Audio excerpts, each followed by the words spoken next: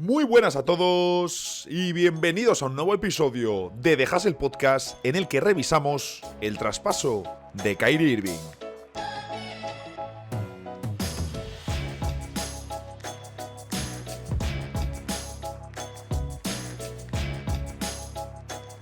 Mi idea inicial era subir este episodio el viernes después del quinto partido entre Dallas y Minnesota.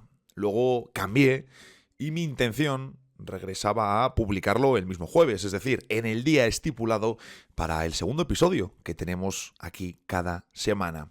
Por supuesto también cambiando de temas por el medio. Y luego me vi obligado a cambiarlo de nuevo porque el jueves directamente no me daba tiempo a prepararlo. Teníamos fiesta de final de temporada en DAZN y para mí era una importante porque ha sido mi última fiesta en DAZN. Total, que entre cambios, fiesta y resaca, Dallas se ha clasificado para las finales de la NBA. Algo que sabéis de sobra, yo desde luego no esperaba, pero es que lo de los Mavs de Luka Doncic, porque evidentemente es el nombre que tenemos que subrayar, es un auténtico escándalo lo que han hecho y están haciendo como equipo. Eso sí, el objetivo de hoy es solo uno.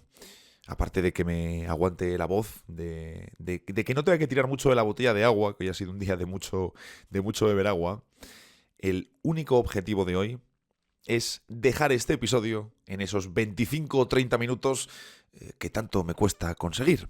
En fin, vamos a ver si lo conseguimos. Bienvenidos a The Hustle Podcast.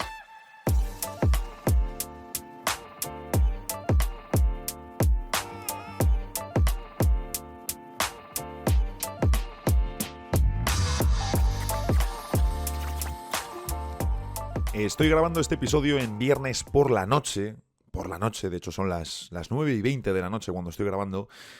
He estado en fuera de juego todo el día.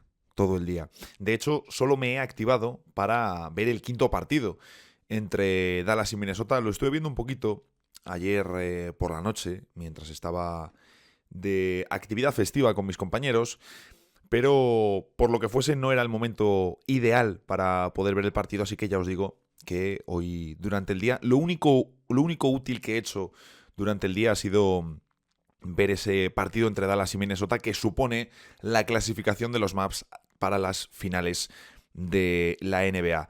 Vaya primera parte, vaya inicio de partido. Lo del primer tiempo en general, de Luka y de Kyrie, de Dallas, es una barbaridad el primer tiempo que hacen contra Minnesota. Los triples de Luka, por supuesto, pero sobre todo había un objetivo muy claro en Dallas, muy claro, de dar mucho ritmo, pero dar mucho ritmo a nivel de jugar en el caos. Hemos visto un partido muy caótico, como digo, los Mavericks buscaban llegar lo más rápido posible para evitar que la defensa de Minnesota se colocase y atacaban una y otra vez el aro atacando los Mavericks. Luego, por supuesto, el talento, el acierto exterior que están demostrando, porque al final es evidente que hay una buena nómina de tiradores, pero ya no es solo eso. Y por supuesto, un elemento central como Luka Doncic que me hace la vida más fácil para todos los compañeros. En fin, estaba leyendo artículos, preparando cosas, y me encontré con estas declaraciones de Tyrese Haliburton después de que los Pacers fuesen eliminados. Lo que he entendido por encima de todo es que normalmente en los playoffs el equipo que permanece más sano es quien gana. Tiene razón. De hecho, la presencia de Indiana en finales de conferencia se explica así. Contra unos Milwaukee Bucks primero, sin Giannis y sin Lillard. Contra unos Knicks plagados de bajas. Y luego es cierto que ellos mismos han sufrido, entre otras, la baja del propio Haliburton para los dos últimos partidos de la eliminatoria. Cuando hablemos de Indiana más adelante, hablaremos también, por ejemplo, del caso Mathurin, un caso que a mí me genera intriga, porque hay cositas interesantes, pero tenemos que ver exactamente en qué termina convirtiéndose como jugador, y los Pacers este verano deberían y buscarán una mejora seguro en el puesto de alero. En fin, por ejemplo, el hecho de que no esté OG Anunoby en cancha hacía que los Pacers pudiesen ser más agresivos en su marcaje a Jalen Brunson. Podían realizar una serie de ajustes más agresivos, dando prioridad a cerrar a la estrella de los Knicks, porque no estaba en uno bien cancha. Si estaba en uno bien cancha, eso te iba a obligar a hacer otra serie de cosas, de los ajustes que hemos visto que ha hecho Indiana, como os digo, para, lógicamente, si está Jalen Brunson en cancha y varios de los jugadores protagonistas de los Knicks están en fuera de juego, yo me tengo que centrar en su mejor jugador, que además les estaba haciendo mucho daño. Claro, esos mismos ajustes no los podrías haber hecho de no darse las bajas de estos jugadores importantes, pero, claro, es que al final ya no es solo el contar o no con ese fantástico jugador, que por supuesto, sino todo lo que supone su presencia o su ausencia, que eso es siempre muy importante. Y en la serie contra entre Dallas y Minnesota, hoy me vais a ver bailando algunas palabras, me temo. Debo decir que hasta hace un par de horas no me veía hoy en condiciones ni siquiera de grabar absolutamente nada. Por ejemplo, en la serie entre Dallas y Minnesota, hemos visto cómo la baja de Derek Lively fue clave para el cuarto partido, para esa victoria de los Timberwolves. Al final, la baja de Lively es restarle argumentos a Dallas y sumárselos a Minnesota. ¿Significa eso que van a perder o que hubiesen perdido si Derek Lively no hubiese jugado el siguiente partido? Bueno, nunca lo sabremos, pero desde luego no significa, no es excluyente, no es algo, sí, seguro, hubiesen perdido, pero creo que excluyente no era la palabra que venía ahí, pero me ha sonado bien en ese momento, pero estoy bastante seguro de que esa palabra ahí pegaba bastante poco. En fin, como os decía, la baja de Lively suma para unos y resta para otros. Y recordáis que hablábamos de que en muchas ocasiones se tienden a exagerar los ajustes, las decisiones que se toman, porque al final desde dentro son vistas como reacciones lógicas y rutinarias casi en función de lo que sucede. Desde fuera, si no se conoce el interior, que es algo mayoritario y completamente normal, vaya, se perciben como algo completamente rompedor. La realidad es que en la mayoría de casos no hace falta llegar a un punto de análisis tan fino. Por ejemplo, la serie entre Dallas y Minnesota. Muy ajustada en muchísimos aspectos, visualmente muy igualada. De hecho, quitando este último partido, en el que sí que vemos realmente a Dallas tomar una ventaja muy potente desde el principio y ya no soltarla, hemos visto una serie muy igualada. En marcadores, en muchos detalles estadísticos, tanto más tradicionales de toda la vida, como puede ser simplemente el número de pérdidas de cada equipo, pero también si hilamos más fino y nos ponemos a buscar, por ejemplo, el porcentaje de acierto en determinados tipos de acciones. Y obviamente, pues si un equipo, en este caso Dallas, te va sumando por un lado, pues aquí Minnesota tiene un 50 de acierto, pero es que Dallas tiene un 58. En este otro, a lo mejor hay 4 pérdidas de diferencia, pero es a favor de Dallas, esa diferencia. En fin, obviamente, Dallas comenzó mejor la serie y ha sido el mejor equipo de la eliminatoria. 4-1, por supuesto. Pero Minnesota, por ejemplo, pues fue encontrando una serie de puntos y detalles, como poner a Anthony Edwards a defender a Luka Doncic y así que McDaniels pudiese estar con Kyrie Irving, aunque no les ha dado tampoco muchísimos resultados. Al final es una serie que se define por argumentos que uno y otro van sumando y restando a sus respectivas listas. Por ejemplo, el acierto de Karl Anthony Towns. Si Towns no tenía una buena serie en lo ofensivo, Minnesota iba a tener problemas. También que los secundarios metan o no algunos tiros clave. Y aquí también entran los de Dallas. Lo vimos con Derrick Jones Jr. en la serie contra Oklahoma. Lo hemos visto incluso con Hardy en esta eliminatoria, que de repente ha aparecido y hemos dicho, ostras, está ayudando al equipo de Dallas. Hemos visto cómo Tim Hardaway Jr. ha desaparecido, pero jugadores como Dante Exum, incluso Josh Green, algún detallito, y ya no voy tanto a tiros si mete o no, que sabemos que es algo clave en su desarrollo, sino situaciones. Deja un pase el otro día espectacular, espectacular. Por supuesto, que tengas a los mejores jugadores de la serie, como han sido Luka Doncic y Kyrie Irving. O también que Anthony Edwards se sienta más o menos cómodo y pueda ir a sus espacios para buscar sus tiros. Porque al final esa es la realidad. que ha sido una serie bastante igualada a pesar del 1-4. Y destaco lo de bastante igualada porque dices, ostras, ha sido un 4-1, sí, es cierto, pero siendo Dallas mejor equipo, siendo Dallas el que nos ha demostrado que se merece estar en las finales de la NBA y que a muchos nos ha callado completamente la boca, es evidente que dentro del 4-1 ha habido bastante igualdad en muchos aspectos. Y Minnesota, pues Minnesota tendrá también que pensar en verano qué es exactamente lo que necesitan porque les ha faltado un puntito más en ataque. Claro, la pregunta es, ¿qué pasa ahora con Dallas en las finales? Porque hace poco más de un año solo recibían palos en redes y por parte de la comunidad NBA por quedarse fuera de los playoffs con Luka Doncic y con Kyrie Irving en plantilla. Gente que ahora se rinde a ellos. Hace poco más de un año rompieron el equilibrio de su equipo porque aparecía la oportunidad del traspaso de Kyrie. Un traspaso que, por ejemplo, los Lakers quisieron evitar y que seguro se arrepienten de ello. Dallas rompió el equilibrio de su equipo porque necesitaban a su 1B al lado de Luka, el escudero.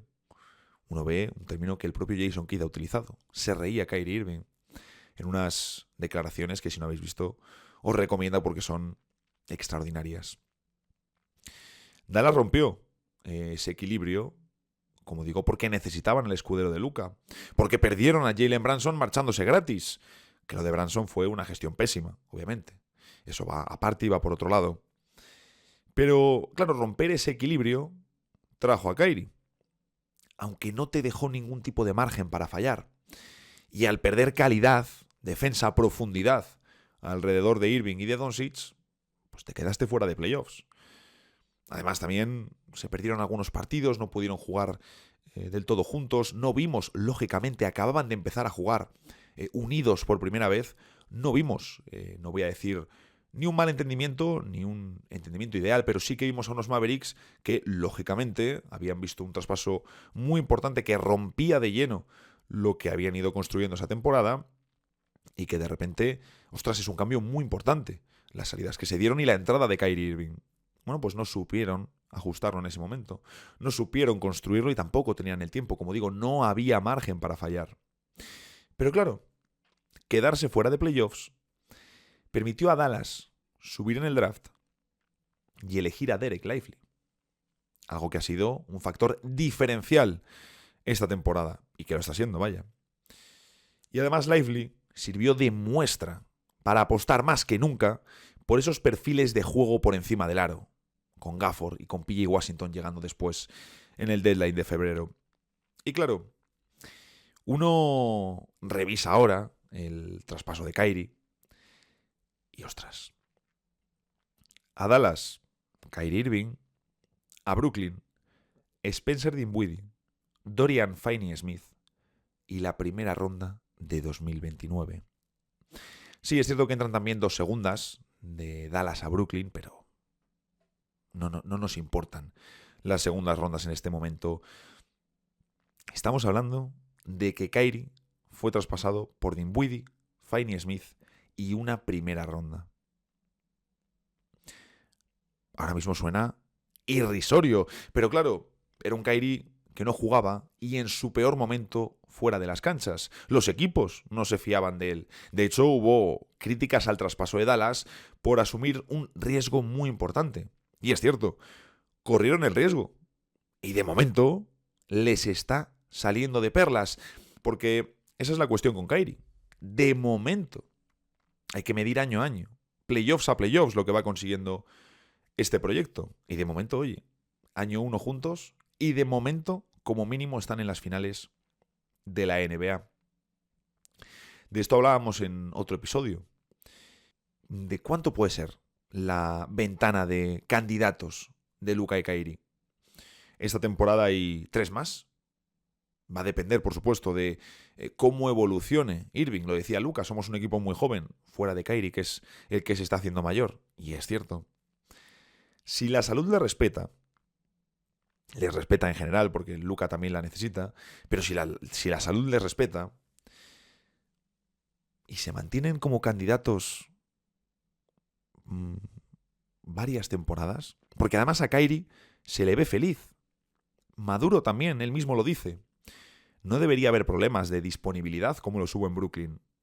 Si no hay problemas de lesiones con Kyrie, si él y Luka pueden jugar juntos, es que incluso ya no hablo ni siquiera de si ganan o no el anillo, que por supuesto si lo ganan sin ningún tipo de duda, pero incluso sin ganarlo simplemente con el hecho de ser candidatos durante unos años y que luego pues cuando ya le toque el final a Kyrie, Dallas se ponga a buscar otro gran acompañante para Luka, si se mantienen como candidatos, el traspaso de Irving a Dallas será uno de los mejores de la historia.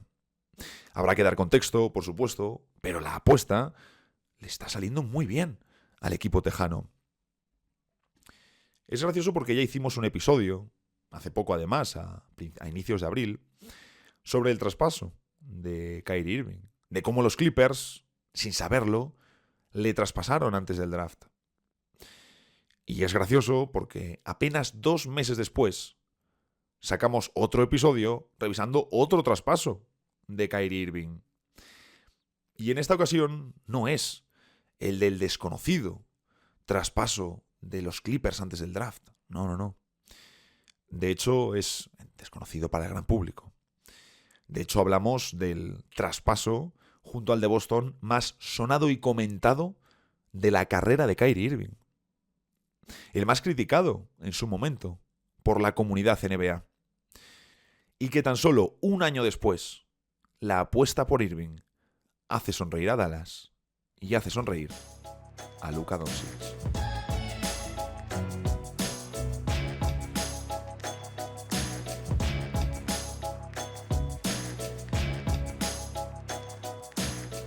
Hoy es viernes y eso en The Hustle Podcast significa que tenemos la sección de noticias. Mucha atención y mucho cuidado con el caso Jimmy Butler. Hay mucho ruido sobre lo que podría pasar y ya hemos hablado de que hay diferentes jugadores que tienen este verano que decidir si renuevan o no, o ya no solo decidir si renuevan o no, si aceptan las condiciones que les pone la franquicia para renovar. Y ya se habla de que si Miami no le ofrece una extensión por el máximo a Jimmy Butler, o una cantidad que él considere adecuada, que podrían no aceptar esa renovación y por lo tanto todo podría terminar en un posible traspaso. Recordemos que ya en su día pasó con Dwayne Wade, al que Pat Riley le dijo: oye, esta es la cantidad que yo te pongo sobre la mesa. Si quieres más dinero, perfecto, pero tendrá que ser en otro equipo. Y se terminó marchando a Chicago Bulls. Volvería después, un par de años más tarde, traspasado para finalizar su carrera en Miami. Por lo tanto, si ya lo hicieron con Wade, que es el jugador más importante de la historia de la franquicia, cuidado porque lo pueden hacer con cualquiera. Y por supuesto hay Jimmy Butler. Se habla ya de que Philadelphia 76ers y otros 2 equipos estarían dispuestos a hacerse con él vía traspaso y a ponerle un máximo sobre la mesa para renovar. De hecho, la información de Filadelfia es de Keith Pompey en el Philadelphia Inquirer y nos viene a hablar de que los Sixers querrían hacer bien lo que no hicieron bien en su día. Básicamente, ponerle la renovación a Jimmy Butler en vez de lo que hicieron de Tobias Harris. También es información de Anthony Chiang en el Miami Herald, todo el tema este de Jimmy Butler, que tenemos que estar muy pendientes de cómo evoluciona durante las próximas semanas. Novedades en Los Ángeles Lakers que realmente no son tan novedades. De hecho, va a haber mucho refrito sobre los Lakers en los medios hasta el draft, sobre el entrenador, sobre el enfoque para la off-season, etcétera, etcétera. Que lo entiendo porque después de trabajar en grandes medios, entiendes que hay que disparar a estos temas, a los temas grandes, para conseguir cifras. Creo que en sitios independientes, canales y demás, pues debes ir en la dirección contraria, sin perder el foco de en qué es lo que más interesa a tu nicho. Pero en grandes medios es evidente la estrategia que deben seguir. En The Athletic nos traen precisamente un reportaje sobre Los Ángeles Lakers en la que meten declaraciones de Pelinka del cierre de temporada y en el que añaden información de eventos pasados, como el intentar un traspaso por DeJounte Murray en el deadline en el último deadline de febrero de 2024. Y todo el reportaje mencionando a Redick, el tema del entrenador, el tema de qué van a hacer. Lo único que nos traen un poquito diferente, entre comillas, es una cuestión que es la siguiente. Si los Lakers deben ir a por una tercera estrella, donde meten una lista de diferentes jugadores como Trae Young, Donovan Mitchell o Darius Garland, o lo contrario, mejorar el grupo alrededor de LeBron James y de Anthony Davis. Para mí es muy claro, debe ser prioritario el rodear mejor a LeBron y a Davis, atacar las carencias del equipo, pero ojo, debes estar también pendiente de las oportunidades del mercado, porque lo mismo te puede aparecer una gran oportunidad y no necesitas hacer un traspaso por una tercera estrella, sino a lo mejor, como digo, reforzar verdaderamente el núcleo del equipo y quizá puedes hacerte con DeMar DeRozan para un par de temporadas y con eso tapas la carencia de la estrella. Me parece más necesario traer otro tipo de perfiles. Adrián Wojnarowski dice que no hay novedades en el tema del entrenador, pero que no están ni siquiera cerca de firmar a JJ Redick. Tengo la sensación de que es información un poco para cubrir a un compañero, básicamente, pero también hay otros insiders que dicen que en este punto sería más que Redick perdiese el puesto a que otro candidato lo ganase, que por cierto, relacionado con mercado de Lakers, ha salido también que podrían estar interesados en traspasar a Jarred Vanderbilt. Es un poco lo que hablábamos el otro día. Si no le ves como titular, como especialista para el banquillo, a mí sacar un jugador sin ofensiva, que a lo mejor se te puede, que no es un 5 tampoco de tamaño, puedo entender que quieran moverle si no le ven como titular. Y por último, Sam Presti reconoce que falló con el traspaso de Gordon Hayward. Quizás ahora, diciéndolo Presti, algunos seguidores de Oklahoma podrán admitirlo también, que no pasa nada. Presti es un gran ejecutivo, quizás algo inflado a nivel popular por el tema de los picks, pero todos los general managers tienen movimientos malos.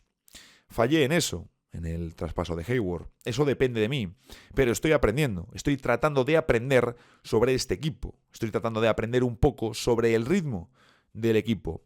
No creo que lo haya leído de forma perfecta y estoy aprendiendo en términos de traer a alguien a mitad de temporada, especialmente estando al principio del proceso para nuestro equipo. Y ojo, porque esto me parece muy interesante y que va relacionado con las carencias que tiene que tapar Oklahoma, y es que según Jake Fisher en Yahoo Sports, OKC podría pujar por Isaiah Hartenstein este verano. Leí además en unas horas antes también que se habla de un jugador que puede sacar una cantidad cercana a los 80 o 100 millones de dólares en su próximo contrato, que sé que suena muy loco, pero si dices, ostras, es un jugador de 18 o 20 millones por temporada, no es tan locura si le firmas 4 o 5 años.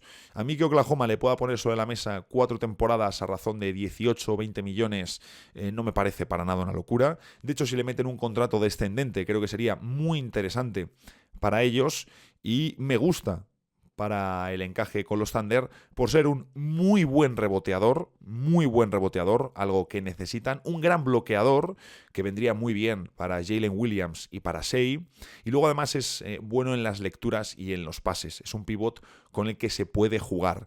Por lo tanto, dentro de los perfiles de 5 que puede ayudar en el rebote, creo que Hartenstein es muy interesante para Oklahoma y además sería un jugador que podría jugar tanto con Chet como sin Chet, lógicamente, ¿no? Para darle descanso, pero ya que vas a invertir mucho dinero, o que en teoría vas a invertir mucho dinero en Isaiah Hartenstein, me parece muy interesante que también pueda jugar con Chet. Así que sería un fichaje muy acertado para Oklahoma. Creo que hoy la cosa va bien de tiempo. También, por ejemplo, la sección de noticias hoy la he hecho un poquito más ligera, porque, bueno, quiero subir esto lo antes posible, lógicamente. Ahora veré el tiempo final en cuanto lo he dejado. Y necesito tomar un poquito de aire para descansar, que este fin de semana también toca oficina. Aunque ya no tenemos el domingo partido, ya se acabó la temporada. Y estamos empezando a preparar la nueva temporada, que ya os iré contando updates del equipo. Ahora estamos en duda de a ver si va a salir como tal, porque hemos tenido alguna baja, estamos viendo, hemos hecho pruebas, el otro día había un montón de gente, el otro día éramos 15, pero tenemos que ver exactamente quién se queda y quién no. En fin, que un placer, como siempre, aunque sea a deshora, de resaca y medio desorientado, a seguir disfrutando de la NBA y nos vemos por aquí el lunes, en el próximo episodio de The Hustle Podcast.